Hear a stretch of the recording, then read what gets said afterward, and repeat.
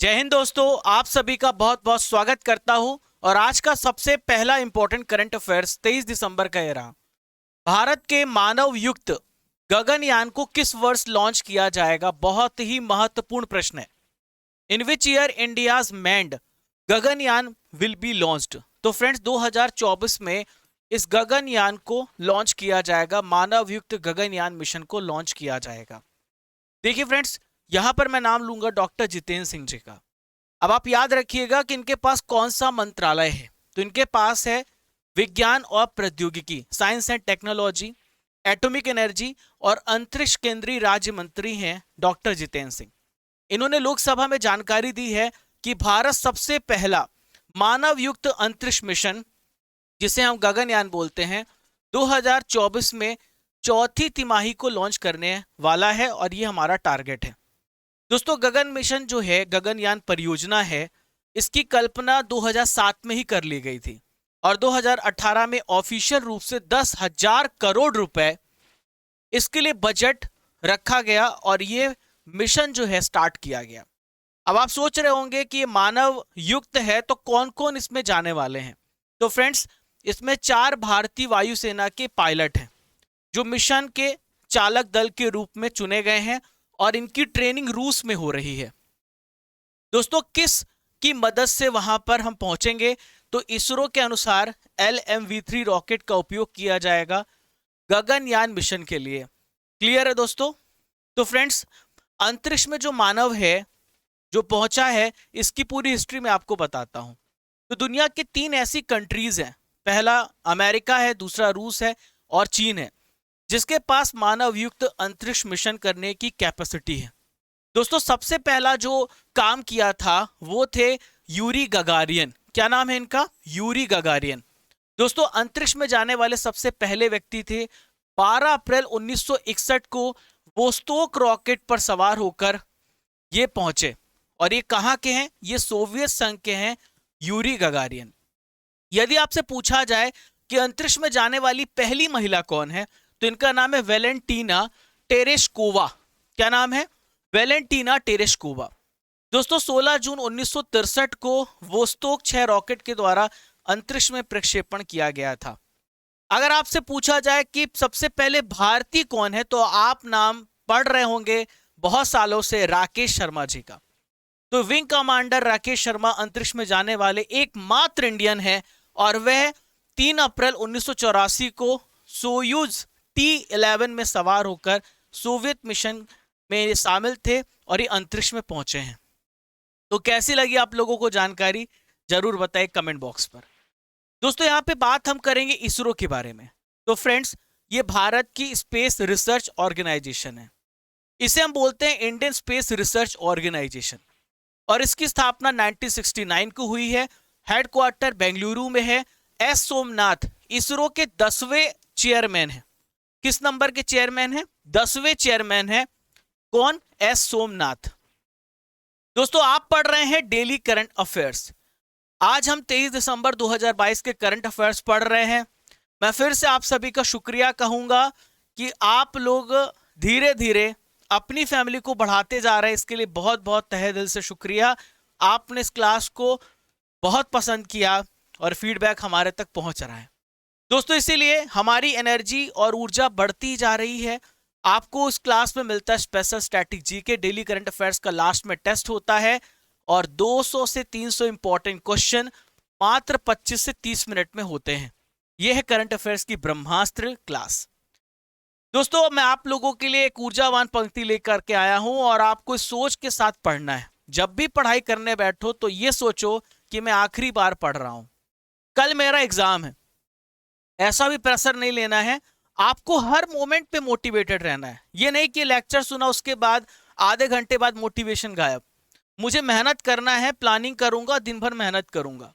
ठीक है, चलिए दोस्तों, क्वेश्चन नंबर 2 पे आइए बढ़ते हैं। हाल ही में 36वीं एशियाई कुश्ती चैंपियनशिप की घोषणा हुई है और 2023 में इसकी मेजबानी कौन सा देश करेगा? अच्छा क्वेश्चन है। तो 36वीं एशियाई कुश्ती चैंपियनशिप की मेजबानी हमारा भारत देश करेगा। कौन करेगा? हमारा भारत देश करेगा। दोस्तों, नई दिल्ली में इसका आयोजन होगा 28 मार्च से लेके 2 अप्रैल 2023 तक, और 2023 की मेजबानी करेगा। इसकी घोषणा 20 दिसंबर 2022 को यूनाइटेड वर्ल्ड रेसलिंग ने की है। नई दिल्ली 7वीं बार इस कार्यक्रम की मेजबानी कर रही है। दोस्तों मैं आपको बता दूं, यदि आपसे पूछा जाए कि वर्ल्ड कुश्ती चैंपियनशिप कहां पर होगी, तो ये होगी बेलग्रेड में, सर्बिया में बेलग्रेड में होगी, 16 से लेके 24 सितंबर 2023 में। दोस्तों अभी 35वीं एशियाई कुश्ती चैंपियनशिप हो चुकी है मंगोलिया में, और भारतीय पहलवानों ने इसमें 17 पदक जीते, 1 गोल्ड मेडल, 5 सिल्वर मेडल और 11 ब्रॉन्ज मेडल जीते हैं। मैंने प्रश्न में आपसे यूनाइटेड वर्ल्ड रेसलिंग की बात की थी, तो मैं आपको बता देता हूं इसके बारे में सारे इंपॉर्टेंट पॉइंट्स। तो फ्रेंड्स, ये दुनिया में शौकिया कुश्ती की अंतरराष्ट्रीय शासी निकाय है, गवर्निंग बॉडी है। इसके अध्यक्ष हैं नेनाद लालोविक, और इसका मुख्यालय स्विट्जरलैंड में है, कोर्सियार सुरवेवे में इसका हेडक्वार्टर है। देखिए फ्रेंड्स, 22 दिसंबर का रिजल्ट हमारे पास है, और 22 दिसंबर के जो टॉपर हैं वो आप देख पा रहे हैं, प्राची ठाकुर, सोनू यादव, सपना पटेल, ललित यादव, रोहित पंडित है टॉपर। ये टेस्ट कहां पर होता है, तो डेली करंट अफेयर्स का टेस्ट होता है हमारे क्रेजी जीके ट्रिक एप्लीकेशन पर। आपको crazy GK trick application search करना है गूगल प्ले स्टोर पर। जैसे ही सर्च करेंगे तो आपको मिल जाएगा, और उसे डाउनलोड करना है। इस प्रकार का इंटरफेस खुलेगा। ये वाला जो यहाँ का सेक्शन, इस पे क्लिक करना, आपको फ्री में डेली करंट अफेयर्स का वीडियो, पीडीएफ, क्विज, तीनों चीज फ्री में मिलेगी। चलिए अगला प्रश्न देखते हैं। सरकार ने वर्ष 2022-23 के लिए कितने पोषक अनाज के उत्पादन का लक्ष्य रखा है? तो फ्रेंड्स, भारत जो है 205 lakh ton, 205 lakh metric ton जो है 2022-23 के लिए पोषक अनाज के प्रोडक्शन का टारगेट रखा है। तो पोषक अनाज होता क्या है, पहले हम ये समझते हैं। तो पोषक अनाज में आता है ज्वार, बाजरा, इसके अलावा देखिए यहां पर झंगोरा, बरनार्ड बाजरा, कोदो बाजरा, जैसे कोडो भी बोलते हैं, पोसो बाजरा। ये जितने भी अनाज हैं, ये जितने भी क्रॉप हैं, ये सब पोषक अनाज कहलाते हैं, जो हमारे शरीर को न्यूट्रिशन देते हैं। क्लियर? तो फ्रेंड्स, भारत ने टारगेट रखा है कि 2022-23 में हम 205 लाख टन पोषक अनाज का उत्पादन करेंगे, ताकि जो हमारे जो नागरिक है, हमारे देश के जो नागरिक हैं, उनको अच्छा आहार मिल सके, वो पोषक अनाज खाएं, केवल चावल दाल तक सीमित ना रह जाएं। ठीक है, चावल में आपको कार्ब्स मिलता है, दाल में बहुत ही कम अमाउंट पे प्रोटीन मिलती है, लेकिन अगर बात करें पोषक अनाज में, तो इसकी न्यूट्रिशन वैल्यू बहुत ज्यादा होती है। क्लियर? दोस्तों, मैंने आपको यह भी बताया था कि भारत ने प्रस्ताव दिया था यूनाइटेड नेशन को कि बाजरा जो है उसके लिए एक अंतरराष्ट्रीय वर्ष घोषित किया जाए। तो संयुक्त राष्ट्र ने 2023 में बाजरा का अंतरराष्ट्रीय वर्ष घोषित किया। बहुत ही इंपॉर्टेंट पॉइंट है दोस्तों। बाजरा को बढ़ावा देने के लिए भारत ने राष्ट्रीय वर्ष घोषित किया 2018 में। क्लियर? और भारत सरकार ने राष्ट्रीय खाद्य सुरक्षा मिशन के तहत एक उप योजना चलाई, NFSM पोषक अनाज। ठीक है, इस योजना की शुरुआत की, और इसका उद्देश्य था जो मोटे अनाज हैं, जो पोषक अनाज हैं, उनके प्रोडक्शन में वृद्धि की जाए। अब देखिए, एक प्रश्न आपसे पूछा जा सकता है कि भारत में कौन सा ऐसा स्टेट है जहां पर सबसे ज्यादा पोषक अनाज का उत्पादन किया जाता है? तो सबसे पहला स्टेट राजस्थान है, दूसरा नंबर आता है महाराष्ट्र का, और तीसरा नंबर आता है कर्नाटक राज्य का। चलिए अगले प्रश्न की ओर बढ़ते हैं। तो संयुक्त राष्ट्र सुरक्षा परिषद ने हाल ही में किस देश पर अब तक का सबसे पहला रेजोल्यूशन प्रस्ताव अपनाया है? तो फ्रेंड्स, म्यांमार का अब तक का सबसे पहला रेजोल्यूशन एडॉप्ट किया है। अब आप सोच रहे होंगे, सर ये तो बताइए कि ये प्रस्ताव है क्या, क्या मतलब है इस प्रस्ताव का? तो मैं यही बताने के लिए आपके सामने खड़ा हूं। तो दोस्तों, ये जो रेजोल्यूशन है, आप सभी को पता होगा कि हिंसा को समाप्त करने की इसमें मांग कही गई है। म्यांमार में बहुत ज्यादा वायलेंस हो रहा है, सेना ने तख्ता पलट कर दिया था, और वहां की जो आंग सांग सूकी थी उनको बंदी बना दिया था, और बहुत सारे राजनीतिक कैदियों को, वहां के जो पॉलिटिशियन थे उन सबको कैदी बनाया था। तो ये रेजोल्यूशन है कि आंग सांग सूकी को रिहा किया जाए, बहुत सारे जो राजनीतिक कैदी हैं उनको भी रिहा किया जाए, उसके लिए रेजोल्यूशन पास किया गया है। और इस रेजोल्यूशन में 12 वोट प्राप्त हुए हैं, भारत वोटिंग से अनुपस्थित रहा है। क्लियर है दोस्तों, समझ गए आप क्या रेजोल्यूशन था? क्लियर। दोस्तों अब यहां पे म्यांमार की बात आ रही है, तो म्यांमार की लोकेशन को जरा देखिए।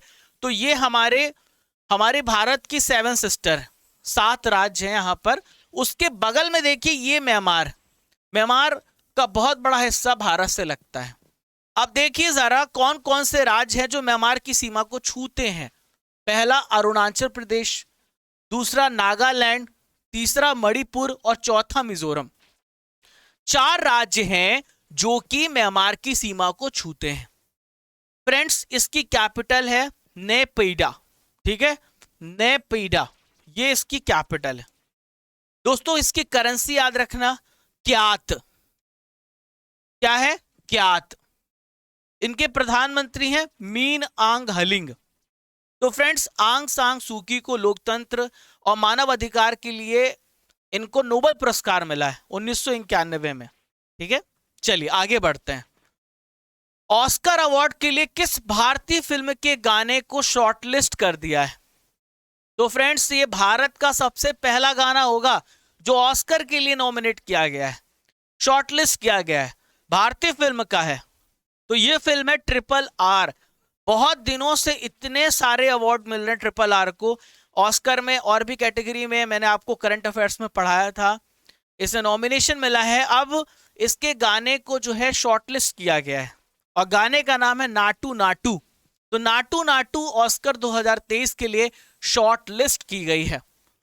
फ्रेंड्स नाटू नाटू ऑस्कर जो मिला है, इस फिल्म का जो RRR के फिल्म के डायरेक्टर है, इनका नाम है SS राजामौली। क्या नाम है? SS राजामौली। दोस्तों भारत का पहला गाना है जो ऑस्कर के लिए शॉर्टलिस्ट हुआ है, आपने इस गाने को सुना होगा। देखिए फ्रेंड्स जो नाटू नाटू गाना है इसे MM कीरावानी द्वारा कंपोज किया गया है, चंद्र बोस के द्वारा लिखा गया है, क्लियर, और जिसको राहुल सिप्लीगुंज और काल भैरव ने अपनी आवाज दी है। देखिए 95 नंबर का जो ऑस्कर अवार्ड है ये कब होगा, इसकी घोषणा मतलब पुरस्कार कब वितरित किए जाएंगे? 2023 में लॉस एंजलिस कैलिफोर्निया में ये अवार्ड का आयोजन किया जाएगा डॉल्बी थिएटर में। क्लियर है दोस्तों? चलिए आज की नॉलेज की फैक्ट्री में अंतरराष्ट्रीय नियुक्तियों को डिस्कस करेंगे। यहां से आपका 1-2 नंबर पक्का है।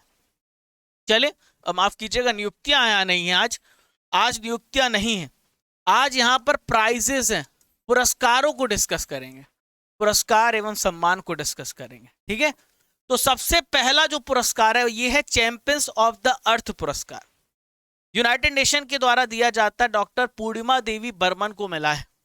नेक्स्ट है JCB साहित्य पुरस्कार, खालिद जावेद को मिला है, इनकी पुस्तक है पैराडाइज ऑफ फूड, 25 लाख रुपए की राशि इनको मिली है। गांधी मंडेला पुरस्कार धर्मगुरु दलाई लामा को मिला है। ऑर्डर ऑफ मेरिट ब्रिटेन के द्वारा दिया जाता है, वेंकी राम कृष्णन को मिला है। डॉक्टर बकुल ढोलकिया को मिला है लाल बहादुर शास्त्री राष्ट्रीय उत्कृष्टता पुरस्कार 2022। हाल ही में श्रीलंका के उपन्यासकार हैं, इनका नाम है शिहान करुणा तिलका, इन्हें मिला है बुकर पुरस्कार 2022। दोस्तों पूर्व जर्मन चांसलर है एंजेला मार्केल, इन्हें मिला है नानसेन शरणार्थी पुरस्कार। इसके अलावा यूनेस्को शांति पुरस्कार भी मिला है, क्योंकि इन्होंने अपने जर्मनी में जब ये चांसलर थी तो बहुत सारे रिफ्यूजियों को अपने जर्मनी में शरण दी थी, इस वजह से इस लोक कार्य के लिए इन्हें मिला है नानसेन शरणार्थी पुरस्कार, यूनेस्को शांति पुरस्कार भी मिला है। दादा साहेब फाल्के पुरस्कार आशा पारेख को मिला है, 2019 में रजनीकांत को मिला था, 2018 में अमिताभ बच्चन को मिला था। ठीक है, 2020 में आशा पारेख को मिला है दादा साहेब फाल्के पुरस्कार। आइए अगले प्रश्न की ओर बढ़ते हैं। राष्ट्रीय गणित दिवस कब मनाया जाता है? When is national mathematics day celebrated? तो हर साल 22 दिसंबर को मनाया जाता है नेशनल मैथमेटिक्स डे। क्लियर? 14 दिसंबर को मनाया जाता है अंतरराष्ट्रीय ऊर्जा दिवस। अंतरराष्ट्रीय ऊर्जा दिवस, इंटरनेशनल एनर्जी डे मनाया जाता है। 25 दिसंबर को मनाया जाता है सुशासन दिवस। 18 दिसंबर को मनाया जाता है अंतरराष्ट्रीय प्रवासी दिवस। क्लियर? तो फ्रेंड्स, नेशनल मैथमेटिक्स डे किनकी याद पर मनाया जाता है, किनके जन्मदिन पर मनाया जाता है? तो भारत के फेमस मैथमेटिशियन, महान गणितज्ञ रामानुजन के जन्मदिन पर इस खास दिन को मनाया जाता है और इसकी घोषणा 26 फरवरी 2012 को हुई। उस समय देश के प्रधानमंत्री थे डॉक्टर मनमोहन सिंह जी। लोगों को मैथमेटिक्स के प्रति अवेयर करने के लिए यह दिवस मनाया जाता है, इसका मुख्य लक्ष्य है। अब देखिए यहां पे बात आ रही है श्रीनिवास रामानुजन जी की, तो मैं आपको उनके बारे में कुछ इंपॉर्टेंट डिटेल्स दे देता हूं। तो फ्रेंड्स, इनका जन्म मद्रास प्रेसिडेंसी के ईरोड में हुआ था। ठीक है? इन्होंने कहां पे पढ़ाई पूरी की है? Government arts college, Pachaiyappa college, Trinity college Cambridge से पढ़ाई की है। दोस्तों, इन्होंने गणितीय विश्लेषण, संख्या सिद्धांत, अनंत श्रृंखला, निरंतर अंशों में महत्वपूर्ण कंट्रीब्यूशन दिया है। फ्रेंड्स, यहां पे दिवस की बात की है तो दिसंबर महीने के महत्वपूर्ण दिवस को अब यहां पर हम रिवाइज करेंगे। वर्ल्ड कंप्यूटर लिटरेसी डे 2 दिसंबर को मनाया जाता है। वर्ल्ड एड्स डे 1 दिसंबर को मनाया जाता है। हमारे विकलांग भाइयों के लिए अंतरराष्ट्रीय दिवस दिव्यांगजन दिवस 3 दिसंबर को मनाया जाता है। और फ्रेंड्स, नौसेना दिवस 4 दिसंबर को मनाया जाता है। 5 दिसंबर को मनाया जाता है world soil day. World soil day, विश्व मृदा दिवस मनाया जाता है। इसके अलावा अंतरराष्ट्रीय स्वयं सेवक दिवस मनाया जाता है। 7 दिसंबर को सशस्त्र सेना झंडा दिवस मनाया जाता है। इसके अलावा world civil aviation day, world civil aviation day भी मनाया जाता है। ठीक है? भ्रष्टाचार के खिलाफ अंतरराष्ट्रीय दिवस 9 दिसंबर को, मानवाधिकार दिवस 10 दिसंबर को, 11 दिसंबर को यूनिसेफ डे मनाया जाता है और वर्ल्ड माउंटेन डे मनाया जाता है। 14 दिसंबर को मनाया जाता है इंटरनेशनल एनर्जी डे और 18 दिसंबर को अंतरराष्ट्रीय प्रवासी दिवस मनाया जाता है। अगला प्रश्न आप सभी के सामने, परमाणु ऊर्जा नियामक बोर्ड के अध्यक्ष हाल ही में कौन नियुक्त किए गए हैं? तो फ्रेंड्स, इनका नाम है दिनेश कुमार शुक्ला। दिनेश कुमार शुक्ला परमाणु ऊर्जा नियामक बोर्ड के अध्यक्ष नियुक्त किए गए हैं। इंपॉर्टेंट नियुक्ति है, याद रखिएगा, दिनेश कुमार शुक्ला जी। दोस्तों, ये किनका स्थान लेंगे? तो जी नागेश्वर राव का ये स्थान लेंगे और इनकी नियुक्ति 3 साल के लिए हुई है। देखिए, यहां पे बात आ रही है एटॉमिक एनर्जी रेगुलेटरी बोर्ड की, तो उसका हेडक्वार्टर बॉम्बे मुंबई में है और 1983 में इसकी स्थापना हुई है। अपॉइंटमेंट की बात की है तो हाल ही में जितनी भी इंपॉर्टेंट अपॉइंटमेंट हुई है उसे भी देख लेते हैं। भारत के रेलवे मिनिस्टर है अश्वनी वैष्णव। इन्हें गति शक्ति विश्वविद्यालय का पहला कुलाधिपति नियुक्त किया गया है। सिंडी हुक 2032 ओलंपिक आयोजन समिति के सीईओ नॉमिनेट किए गए हैं। सीनियर डॉक्टर पीसी रथ को कार्डियोलॉजिकल सोसाइटी ऑफ इंडिया का अध्यक्ष चुना गया है। कार्डियोलॉजिस्ट होते हैं जो हार्ट की स्टडी करते हैं, उसने कार्डियोलॉजिस्ट बोलते हैं। सर जेरेमी फरार, इन्हें WHO का मुख्य वैज्ञानिक नॉमिनेट किया गया है और हाल ही में सुप्रीम कोर्ट के जज बनाए गए हैं दीपंकर दत्ता, जो बॉम्बे हाई कोर्ट के चीफ जस्टिस थे, सीजे थे। क्लियर है दोस्तों? अगला प्रश्न, हाल ही में राज्यसभा में उपाध्यक्ष के पैनल में कौन नॉमिनेट की गई है? तो उपाध्यक्ष के पैनल में पीटी उषा हाल ही में नॉमिनेट की गई हैं।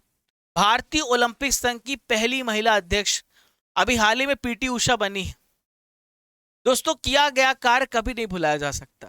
भारत की उड़न परी कहलाती हैं पीटी उषा और अब धीरे धीरे राजनीति में भी इनका जो वर्चस्व है बढ़ता जा रहा है।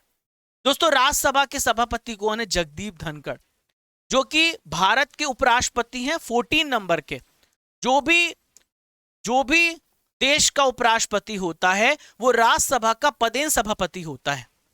क्लियर है दोस्तों? तो पीटी उषा हाल ही में भारतीय ओलंपिक संघ की अध्यक्ष भी चुनी गई हैं। अगर आपसे पूछा जाए कि किस राज्य से इनका संबंध है, तो इनका संबंध है केरल राज्य से। क्लियर। अब यहां पर हम बात करेंगे राज्यसभा की। तो राज्यसभा को अपर हाउस भी बोला जाता है, उच्च सदन बोला जाता है। अब मैं आपसे बता दूं किस आर्टिकल में राज्यसभा का गठन बोला गया है। 80, आर्टिकल 80। दोस्तों 3 अप्रैल 1952 को संसद के उच्च सदन, राज्यसभा और राज्यों की परिषद का गठन किया गया था और इसका सबसे पहला सेशन 13 मई 1952 को हुआ था। कई बार एग्जाम में क्वेश्चन पूछा गया है। दोस्तों राज्यसभा की मैक्सिमम संख्या 250 है अकॉर्डिंग टू कॉन्स्टिट्यूशन, पर प्रेजेंट में 245 है। इसमें से 230 जो हैं स्टेट से आते हैं, 12 नॉमिनेट होते हैं और 12 नॉमिनेट किए जाते हैं। 230, 245, 12, शायद 232 है, मुझे थोड़ा भूल रहा है। हाँ, 12 नॉमिनेट किए जाते हैं और 233 हो गए, 233 है ना। 12 नॉमिनेट, 233 टोटल यहां से निर्वाचित होते हैं, 12 जो है नॉमिनेट किए जाते हैं, तो टोटल 245 प्रेजेंट इसकी स्ट्रेंथ है। 12 राष्ट्रपति के द्वारा मनोनीत किए जाते हैं। दोस्तों पहले इसमें एंग्लो इंडियन का प्रावधान था 2 सदस्यों का, ठीक है। अच्छा यही है, मैं सही जा रहा था। 230 प्लस 12, 243 प्लस 2 एंग्लो इंडियन। तो जो 2 एंग्लो इंडियन है इनको नॉमिनेट किया जाता था, लेकिन 95 अमेंडमेंट किया गया 2009 में और ये प्रावधान 2020 तक ही मान्य था, अब नहीं है। क्लियर। चलिए, भारत का पहला ग्रीन स्टील ब्रांड कल्याणी फिरेस्टा किसने लॉन्च किया है? बहुत अच्छा प्रश्न है और बहुत अच्छा कदम है पर्यावरण के प्रति। और ज्योतिरादित्य सिंधिया भारत के सिविल एविएशन मिनिस्टर हैं। इसके अलावा इस्पात मंत्रालय भी इन्हें अतिरिक्त प्रभार दिया गया है। तो फ्रेंड्स केंद्रीय इस्पात मंत्री हैं और नागरिक उड्डयन मंत्री भी हैं ज्योतिरादित्य सिंधिया। देश की कैपिटल, देश की राजधानी दिल्ली में भारत का पहला ग्रीन स्टील ब्रांड कल्याणी फिरेस्टा को इन्होंने लॉन्च किया है। क्लियर दोस्तों। कंपनी जो है पुणे स्थित स्टील कंपनी कल्याणी समूह के द्वारा नवीकरणीय ऊर्जा संसाधनों का उपयोग करके इन्होंने पहले स्टील का प्रोडक्शन किया है। अब आप सोच रहे होंगे सर ग्रीन स्टील क्या है, तो मैं आपको समझाता हूं बहुत ही सरल शब्दों में। तो ग्रीन स्टील उसे कहते हैं जिसमें जीवाश्म ईंधन का उपयोग नहीं किया जाता। जीवाश्म ईंधन मतलब कोयले का इस्तेमाल इसमें नहीं किया गया। कोयला जलता है, स्टील का प्रोडक्शन में बहुत जरूरी है, पर उससे हमारे एटमॉस्फेयर में प्रदूषण फैलता है, पॉल्यूशन होता है।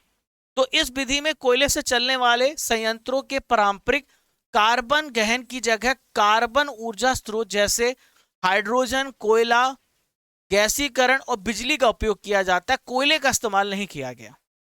हाइड्रोजन, बिजली का उपयोग किया गया है स्टील की मैन्युफैक्चरिंग में, इसलिए इसे बोल रहे हैं ग्रीन स्टील। क्लियर। और अंतरराष्ट्रीय स्तर पर जो स्टील इंडस्ट्री है, CO2 का जो उत्सर्जन है 7% है भारत का योगदान, ठीक है। और भारतीय इस्पात उद्योग का 12% है। अंतरराष्ट्रीय स्तर पर CO2 उत्सर्जन का 7% योगदान है, लेकिन भारत का यहां पर 12%, ठीक है। चलिए, डिजिटल इंडिया अवार्ड 2022 किसने जीता है? तो डिजिटल इंडिया अवार्ड हाल ही में स्मार्ट सिटीज मिशन ने जीता है। किसने जीता है? स्मार्ट सिटीज मिशन ने इस अवार्ड को जीता है। ये जो अवार्ड है कब शुरू हुआ था? 2009 में। इलेक्ट्रॉनिक्स और सूचना प्रौद्योगिकी मंत्रालय के तहत राष्ट्रीय सूचना विज्ञान केंद्र के द्वारा इस अवार्ड का संचालन किया जाता है और इस बार इसका 7th एडिशन था।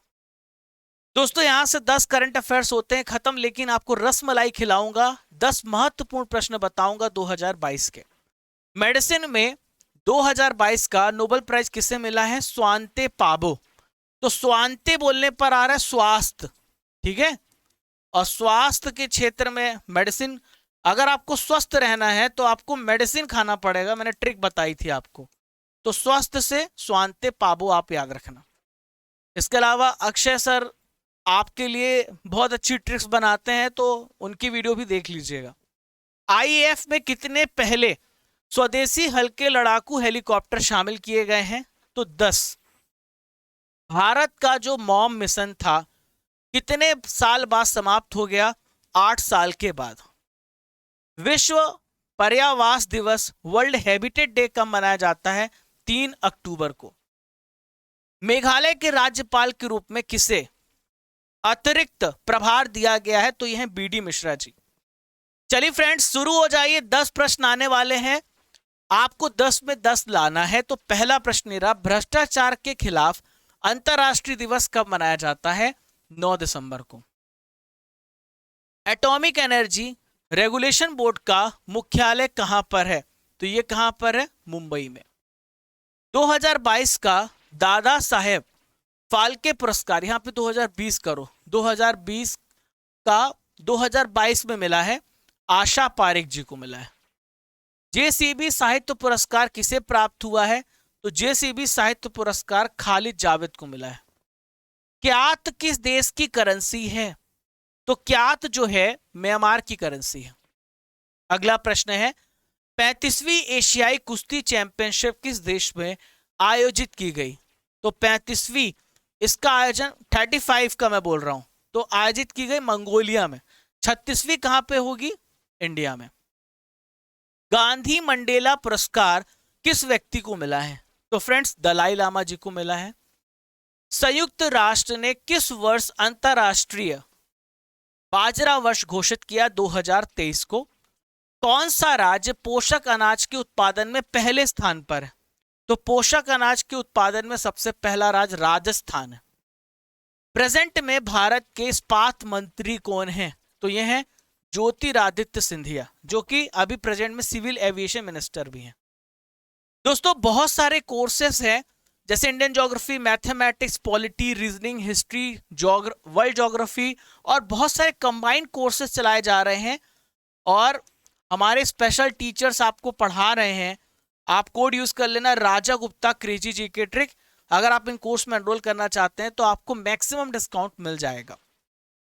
चलिए दोस्तों, अब यहां पर 22 दिसंबर के करंट अफेयर्स का रिवीजन करेंगे फटाफट। तो पहला प्रश्न रहा, किस पनडुब्बी को भारतीय नौसेना में हाल ही में शामिल किया गया?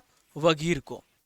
स्वदेश दर्शन 2.0 योजना किन स्थानों को शामिल किया गया है?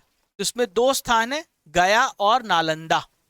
13वां विश्व व्यापार संगठन मंत्री स्तरीय बैठक की मेजबानी कौन सा देश करेगा? तो यह करेगा यूएई, 2024 में करेगा। अबिगैल किनोइकी कैकोलिक कवाना नाकुआ, इनका निधन हो गया। ये कहां की राजकुमारी थी? तो ये होनोलुलु हवाई की राजकुमारी थी। भारतीय सेना ने हाल ही में किस बैलिस्टिक मिसाइल को प्राप्त किया है? तो इस मिसाइल का नाम है प्रलय।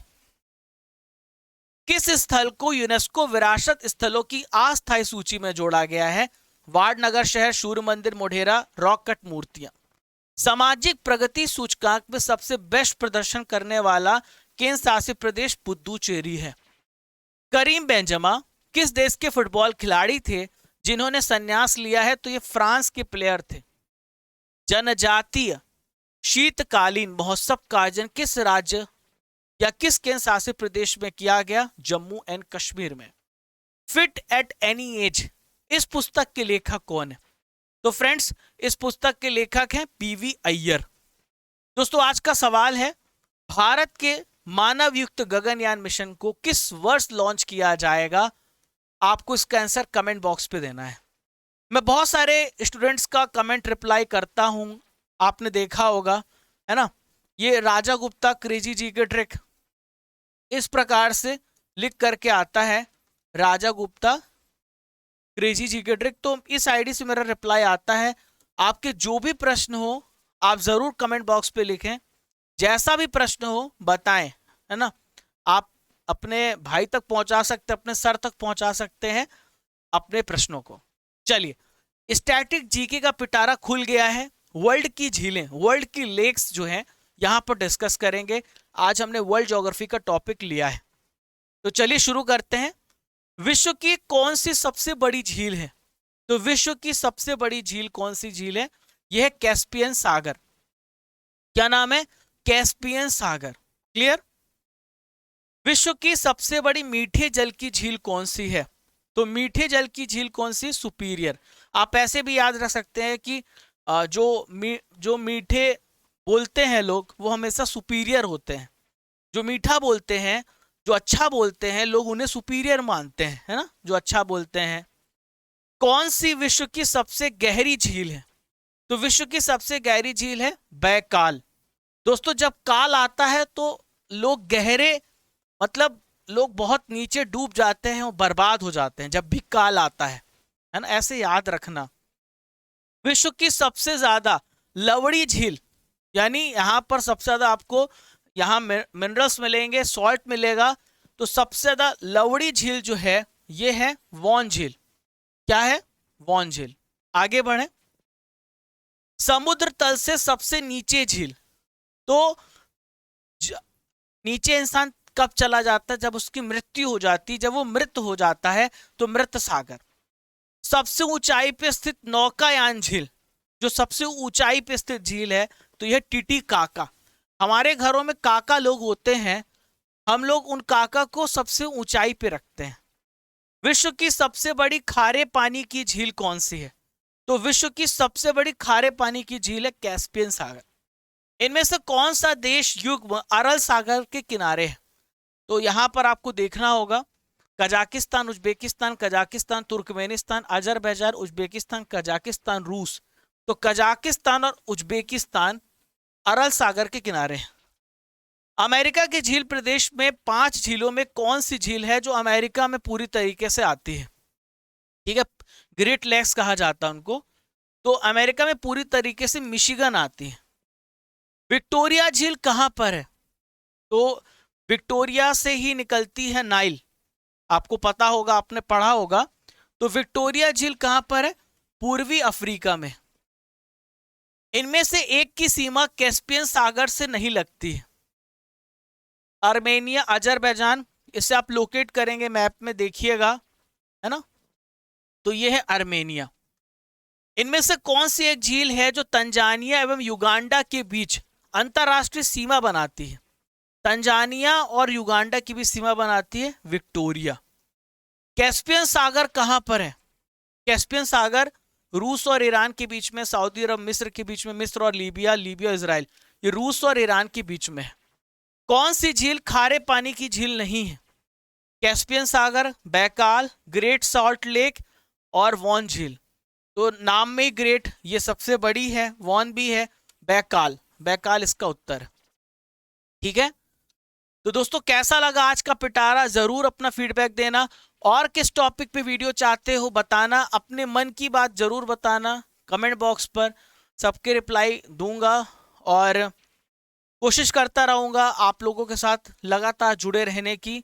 और मैं संडे को आप लोगों के लिए कुछ मोटिवेशन लेक्चर भी लाने वाला हूं, उसमें भी आप जुड़ना, आप अपनी बातें रखना, मैं आऊंगा संडे को। टेलीग्राम पर भी आप ज्वाइन हो सकते हो, वहां पर आपको पीडीएफ मिल जाएगी, आज की पीडीएफ अपलोड हो गई, आप देखे होंगे। और दोस्तों पुरानी पीडीएफ भी आपको मिल जाएगी, कल तक पहुंचवा दूंगा, मैंने कमेंट्स पढ़े थे। एमपी पटवारी कोर्स लॉन्च किया है, Raja Gupta crazy GK trick code use कर लेना, यहां पर आपको डिस्काउंट मिल जाएगा। बहुत ही अच्छा कोर्स बनाया है, science, reasoning, management, Hindi, English, maths, computer, सब कुछ यहां पर आपको मिल जाएगा। इसके अलावा हमारा एक एप्लीकेशन और है रूट, वहां पर स्पेशली हर एक टीचर ने अपना यहाँ पर एफर्ट डाला है स्पेशल सब्जेक्ट्स पर, आप उस पर भी ज्वाइन हो सकते हो।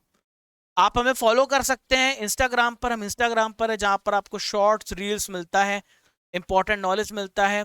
टेलीग्राम जुड़ जाना, फेसबुक जुड़ जाना, सारा लिंक डिस्क्रिप्शन बॉक्स में दिया गया है।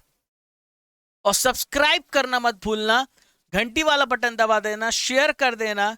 अगर सेशन अच्छा लगा है, आप शेयर कर रहे हो, आपकी फैमिली बढ़ रही है, आप देख ही रहे होगे। तो फ्रेंड्स अब चलने का समय हो गया है, इजाजत दीजिए, फिर मिलेंगे और बहुत ज्यादा ऊर्जा के साथ दोबारा कल फिर वापसी करेंगे। आप बताइए, आप ना कमेंट जरूर बताना, आप क्या क्या चाहते हैं इस सेशन में और क्या चाहते हैं, ताकि हम आपकी बातों को समझ सकें। तो दोस्तों कल मिलेंगे फिर इसी ऊर्जा इसी जोश के साथ। तब तक के लिए जय हिंद, जय भारत, खुश रहिए, मुस्कुराते रहिए।